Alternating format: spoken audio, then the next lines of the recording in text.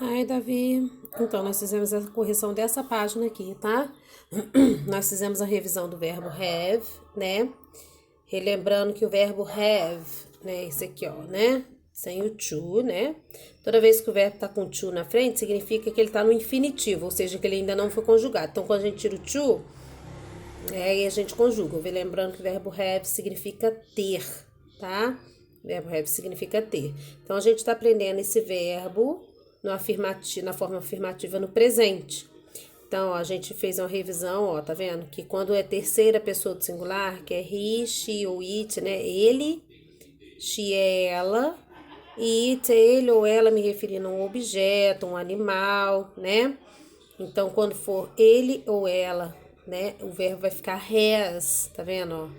Na forma afirmativa. As demais pessoas, ó, vai ficar have, igual I, que significa eu, vai ficar have.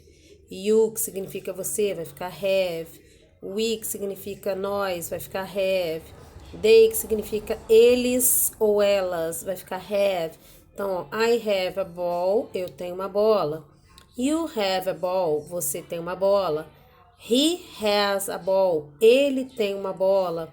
She has a ball, ela tem uma bola. Então, ó, terceiras pessoas, ele muda, né? Ele fica has. As demais, né? Igual they have a ball, eles têm uma bola ou elas têm uma bola. Então, nós fizemos essa revisãozinha aqui do verbo have, tá? E fizemos a correção aqui desses dois exercícios, número 2 e número 3. Então, aqui, ó, a gente tem que completar as frases usando have ou has, que é a forma desse verbo no presente, na forma afirmativa. Ou ele fica have ou ele fica has, né?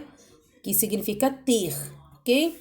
Então, o que eu tenho que prestar atenção? Quem é o sujeito da frase, para eu saber se eu vou usar have ou se eu vou usar o has. Então, ó, Sally, aí a gente vem aqui e vê aqui, ó, Sally, né, ela. Ó como é que fica o verbo have para ela. Has. Então, eu vou lá e completo a frase usando has. Então, Sally has a robot. Sally tem robô. Bob. Bob é ele, ó. Ó, ele. Então, como é que fica? Has. Aí eu vou lá. Bob has a new car. Bob tem um carro novo. They. Então, sempre prestando atenção quem é o sujeito, igual aqui, ó. Rita and, né? A Rita e o and. Então, é a mesma coisa dizer eles, tá vendo? É mais de uma pessoa. Então, aqui, ó. Eles ou elas, ó, como é que fica o verbo? Have, tá? O exercício 3, o que você tem que fazer? Você vai ter que colocar a frase na ordem, ó. Put the words in order, né? Então, vai colocar as frases na ordem. Então, como que é a estrutura de uma afirmativa? Eu vou ter o sujeito, depois do sujeito eu vou ter o verbo, e depois o verbo restante da frase. Então, aqui, ó, sujeito é I, ok? Que significa eu. O verbo é have, que significa ter. A jump rope. Eu tenho uma corda de pular. Então, eu vou colocar aqui na ordem. I have a jump rope. Tá? Então, você vai fazer a mesma coisa com os demais aqui. Começando com o sujeito, depois eu vou ter verbo e depois o restante da frase, tá? E eu comecei a explicar a forma interrogativa. Como é que a gente faz em inglês a forma interrogativa? A gente tem esses dois auxiliares aqui, ó, o do e o does, tá? O do eu uso para esses sujeitos aqui, ó, I, you e they, e o I, né? E o does eu vou usar para he, she e it. Então, o que eu tenho que prestar atenção? Quando eu vou fazer pergunta em inglês, para todos os verbos, tirando o verbo to be, tirou o verbo to be, qualquer outro verbo em inglês, na hora que eu vou fazer a pergunta, eu preciso de um outro verbo que é chamado de verbo auxiliar, tá? Então, como a gente está estudando presente, tá? Os meus dois verbos auxiliares para fazer pergunta, para fazer question em inglês no presente é o do ou does. O que eu tenho que prestar atenção? Quem é o sujeito, tá?